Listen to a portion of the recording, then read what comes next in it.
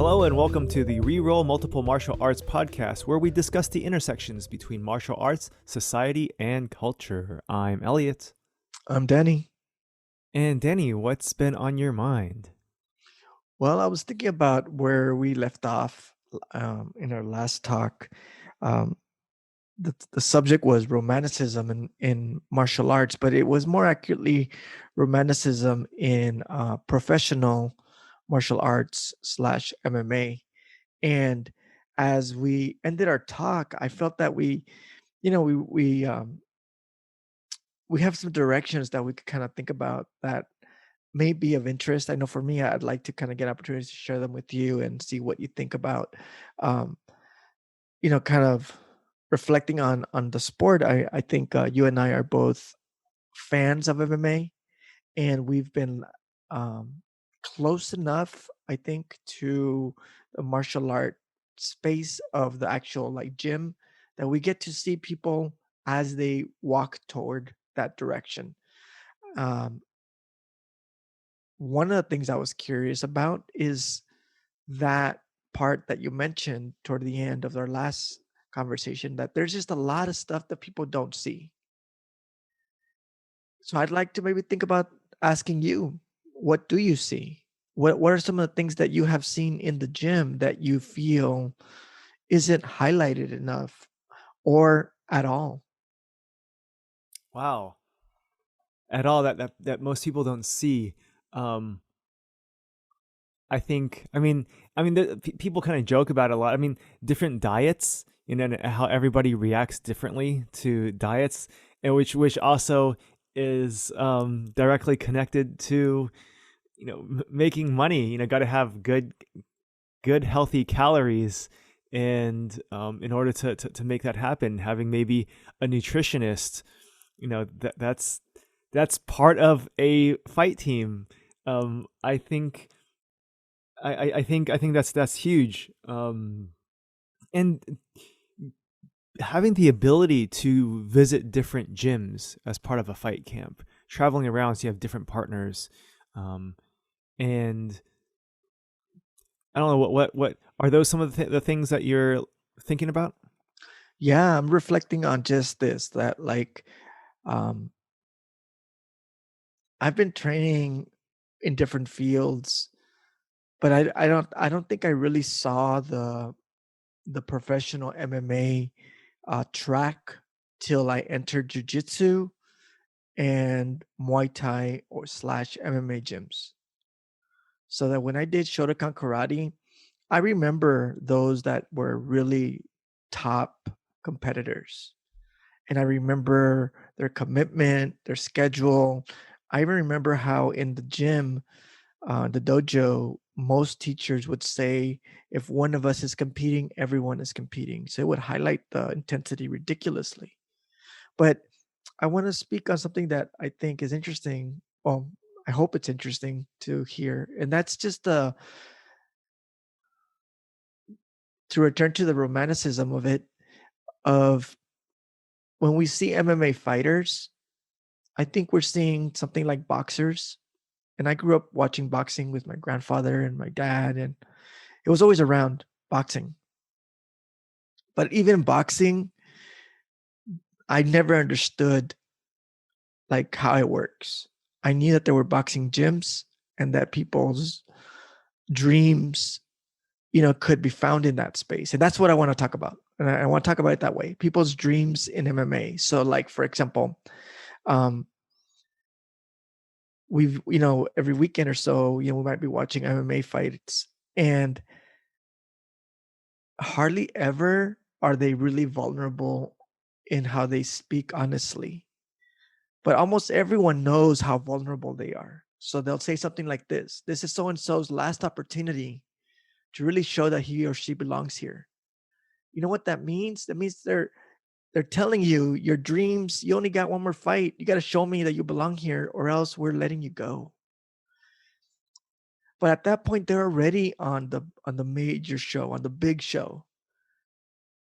I want to think about this. We don't get to see them the first day they went to an MMA gym, the first day they did their sparring session, and they were clumsy. I got a chance a couple times, mainly in jiu-jitsu, to work out with young people that were on their way, in the sense that that's what they told me. I'm gonna be an MMA fighter. And what was interesting is that, like, I never felt that I was any, like, athlete level, like, competitor, but by circumstance, in jiu-jitsu in particular, if you have been training longer, your odds of submitting the other person are higher. I just want to say it that way.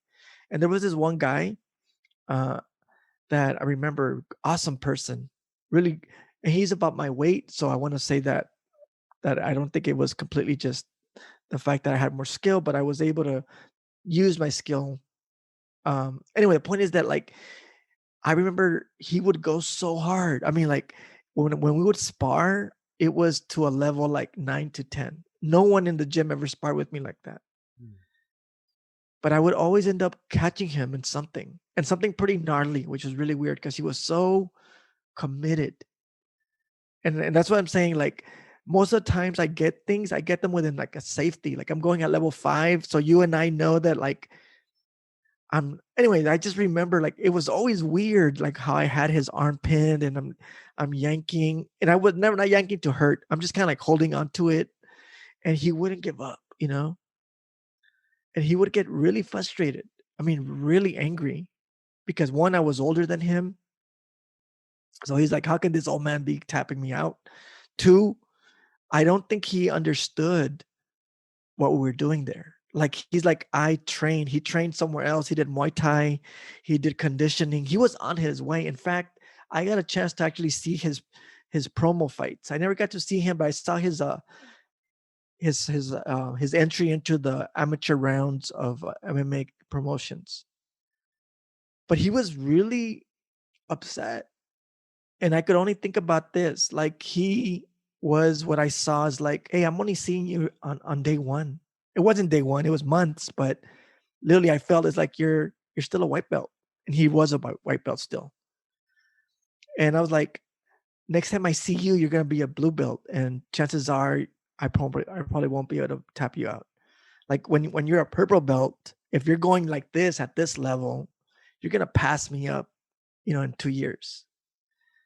And I think that's what people don't see. Like, we see the fighters when they're good. We never see them when they're awful. And that's what I thought about right now when I was asking you, what is it they don't see? Is we don't see their journey. And we don't see that everyone has a starting point. So, for example, things like social media highlights is a total highlight reel, what they're doing, what they're achieving. Look at me after the gym, but the other steps, we see step, 15, but we don't see steps 3 to 14, for example. And I think that is huge because um, I think there's so many details. It's not only training, it's also promoting your image and yourself. And so, I did for a couple of my coaches who did some pro stuff. I did some short promo videos, for free to help them out, because I think it's good. I think they need all the hype that they can get, and I want to be supportive. That's one way for me to show that I appreciate them as coaches. And so I think and they're entrepreneurs, pretty much. Their name, their brand, their support, they're promoting it. It's almost like, I hate to say it, it's almost like a battle of the bands. Is your band good enough or catchy enough?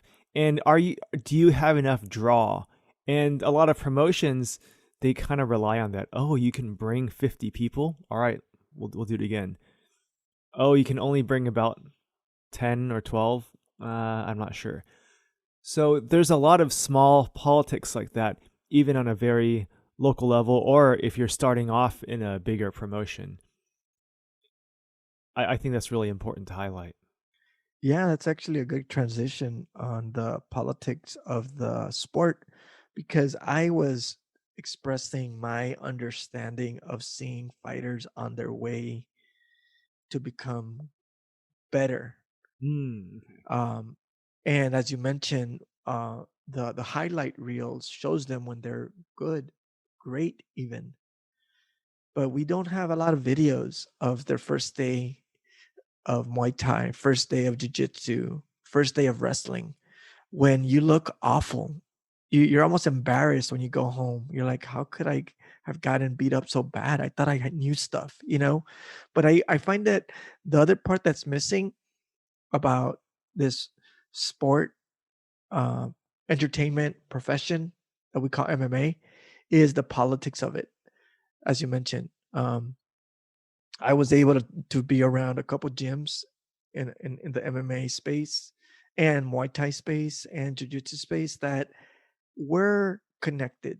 And by connected is that they knew that out of that gym you could get a couple uh, beginner amateur promotion fights because they were feeder gyms.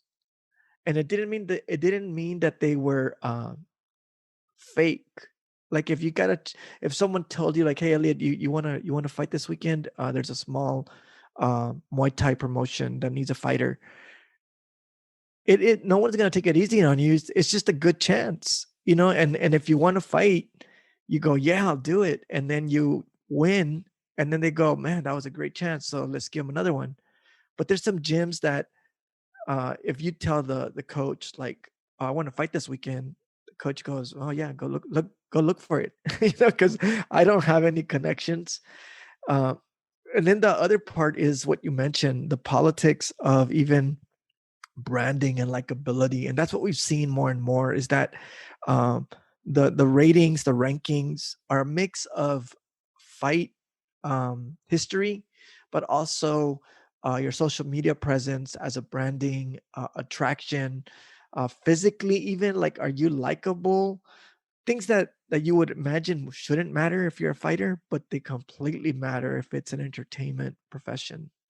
And I think those are the things that don't get seen much. And maybe the conversation that most people have been catching is just that there is a veil or a divide between what we see and what happens in like in their individual lives. So that like um, boxing was always like that. Like we knew the gossip of the fighters. We knew that so and so went bankrupt, but we didn't know a lot of the other stories of the boxers, for example, that are used to tune up the other ones. That means they're never gonna get a a title fight.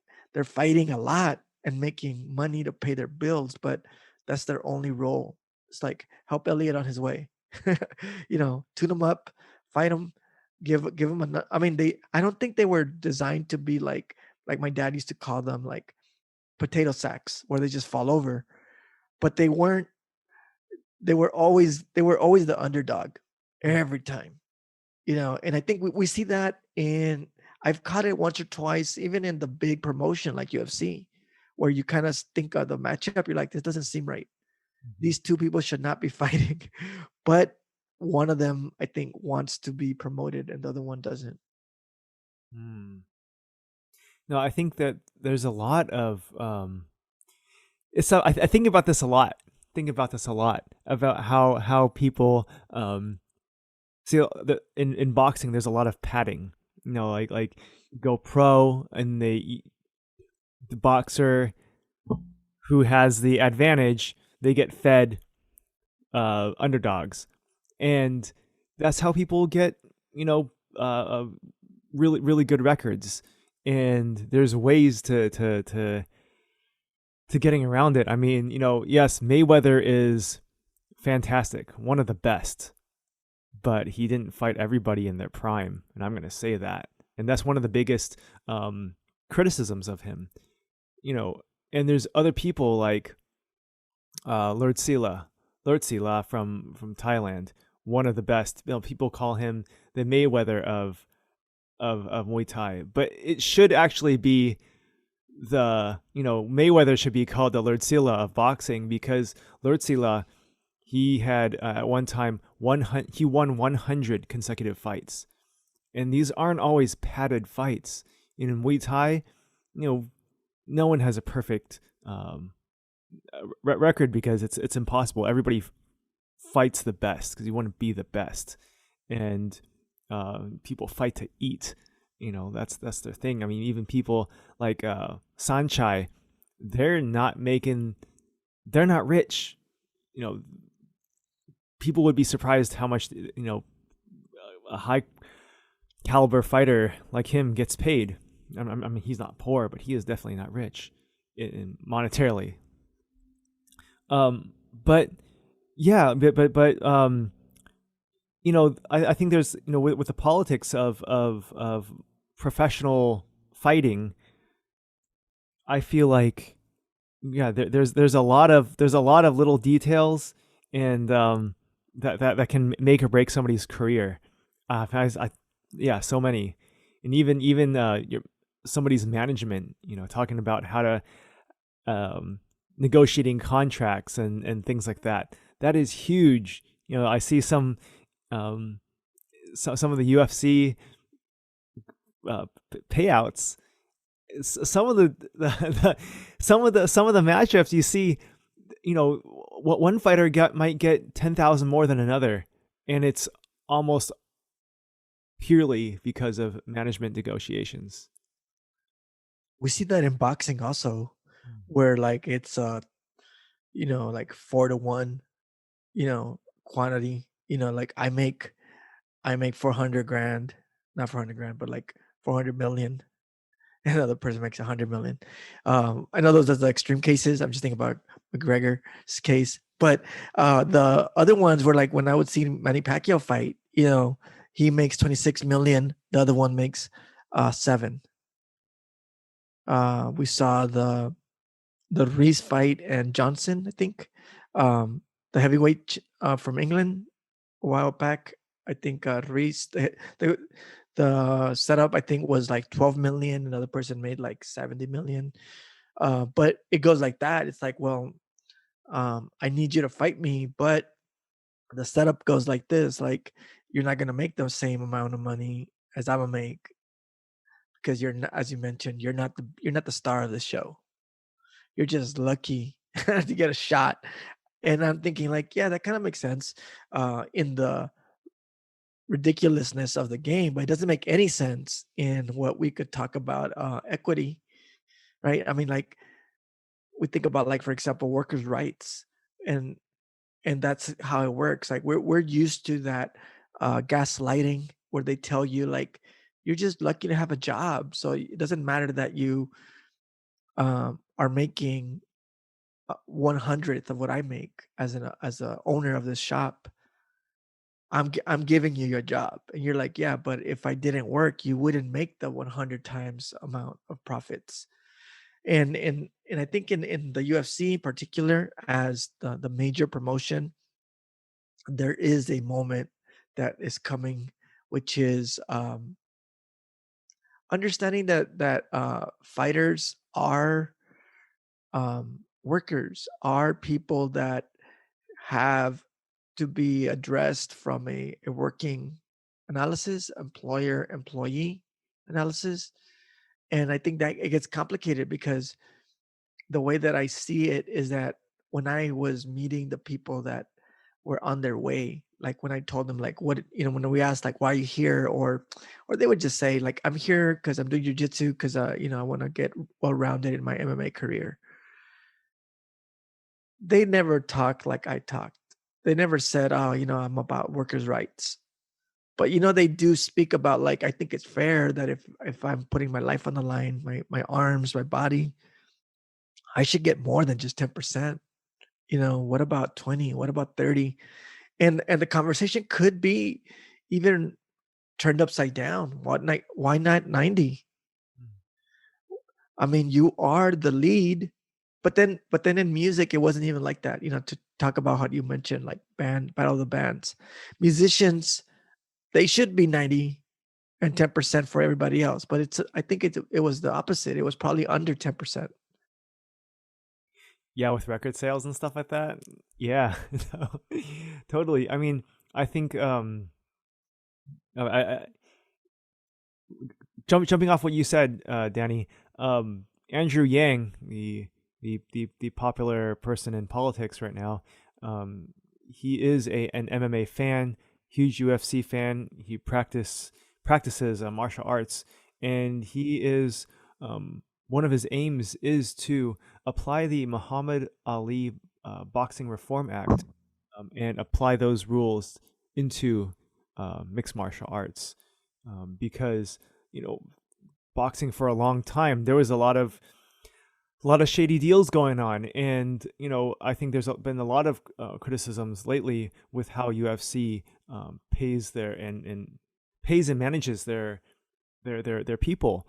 And so for example, like you said, about 10 to 18% of UFC's total revenues go to the fighters, as opposed to 50% in many other major sports. And so, yes, there are some huge people, huge names like Khabib, Connor, and all those people making millions, but some of the other fighters, no, not so much. They're struggling. They got bills. I think Kamaru Usman said his first fight he got paid $20,000, and which sounds like a lot, but after 2 weeks after bills and everything, he was back in the same place. It was he basically had almost nothing, and so we really have to take into consideration, that a lot of these fighters, they get paid a few times a year, and they're relying on that with their whole fight camp and everything. And it's expensive to be a fighter. It is, and it is part of where we are now. I think we are entering the full generation of women and men that are realistically able to make a choice that this is a profession they want to enter. Because when I was a little kid in my neighborhood, when kids fantasize of being a professional athlete, it was baseball, basketball. Um, I think those were the major ones. Oh, football. Those were the three. No one said boxing, even though there was always an Olympic boxer that made it out, and we got to know. Like my dad was a big boxing fan, but surprisingly, I never knew anyone that said I wanted to be a boxer, even though they in our imagination they were the rich ones. We knew that like there was movies about boxing, like for example Rocky. Think about that. Like it's a rags to riches story. But surprisingly, Elliot, what I find funny is, or maybe it's just my circle, is that we weren't fantasizing about being boxers to make it, to make it big. Like, oh, when I'm big, an adult, I'm gonna be a famous boxer. But we were fantasizing about like basketball, football, you know, because that's what we saw. But I think where we are now is that there are kids. I remember being taking my daughter years ago to an MMA gym, and there was this young girl her age, and she had a Ronda Rousey rash guard. So that was her persona. Like they were little, 10, 9 years old, and this little girl was like rocking that rash guard because that was her team. If it, like for example, how we used to play with teams, and I thought like, what if in her mind she's like, when I grow up, I'm gonna be an MMA fighter. So now that means that we have a generation of people that have that in their mental template, but also we have uh, an economic and maybe even labor sector and legal issues to talk about. Like, are these professionals going to be treated, I mean, as the professionals they are, or are we still going to be treating them how we did 20 years ago, which was just like an exhibition match of let's see who's toughest? Yeah, definitely. And as the UFC and other MMA promotions get more international, I mean, it's I think about the exchange rate too. how $50,000 here in the US is different than $50,000 USD in another country. And so, how are those fighters, what are the conversations overseas? How are they seeing this? And so I think about that too, but I think it's really amazing to see a lot of people outside of the States, fighting UFC in particular. I think it's super exciting, and it really kind of disrupts the whole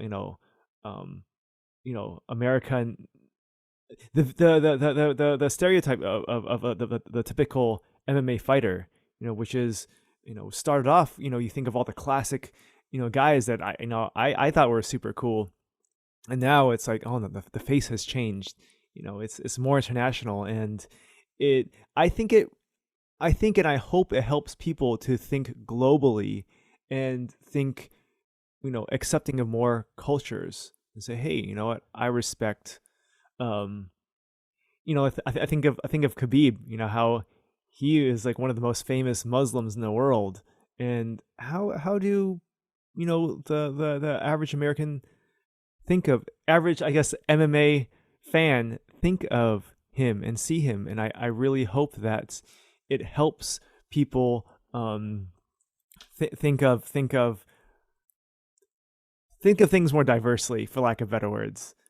So, yeah. Yeah, I think the global context is interesting to consider its effects. I'm gonna return a little bit to that talk about labor, just because I was thinking about something that you said that as we think about being critical of the sport that many of us appreciate, so that like I see these fighters and more all I can think about is like, are they okay? And by okay I mean like I think at one point you said it yourself, like, do they have something to fall back on? Um, and for many of them, I would say no, because you can't. I mean, I'm thinking about the ones that I met. One is they were really young. I'm saying like 20 to 25. And when I was 20 to 25, I had nothing to fall back on. In the sense that like I was a student, but that was my journey, if it makes sense. Like I was doing the same thing that they were doing. It's like I'm investing now so that hopefully one day I get a position where I don't have to do this. I mean, like keep being a student. And for them, they're like, I hope I can stop being this person that is new and start winning matches and start getting paid. That was the line. I want to get paid. Now, in terms of this conversation of the global context, it is interesting to consider that a lot of us, that's how we are. We're fighting the effects of a global economic sector. And it's interesting to me to consider fighters within that model. I mean, it's weird because when I think about globalization and workers' rights, I think about factory workers, migrant workers, international um, workers that sell their labor across countries to send it back to their home. And now I'm going to include fighters in that because I'm thinking about this. I just saw a video.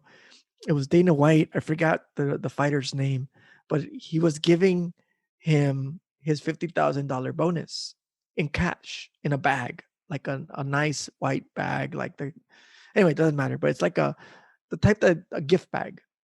So he didn't just throw it on him like that, but it was a nice little gift bag, and it's just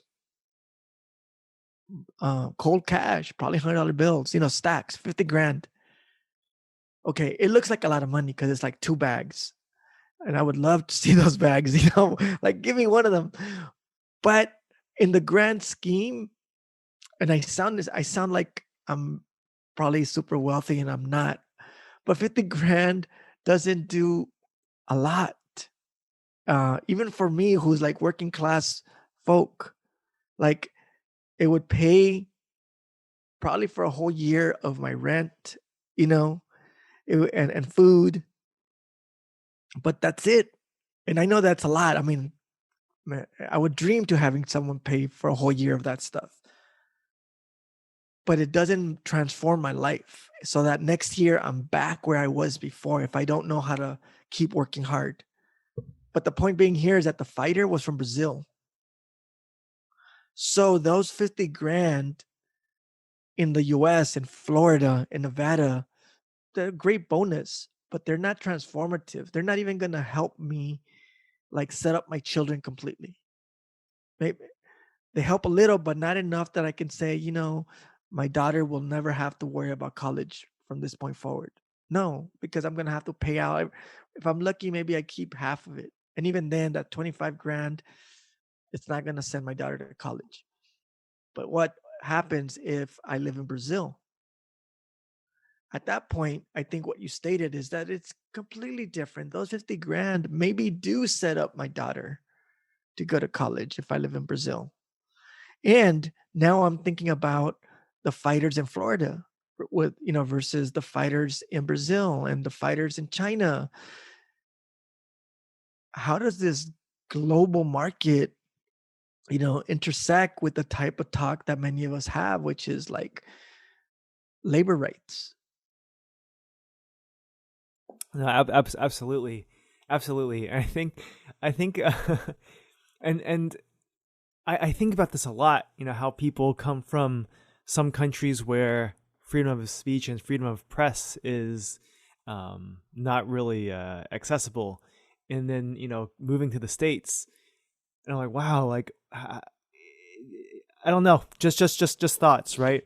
But it's interesting how people from other countries, they start moving either permanently or maybe long term to Las Vegas or the States to train.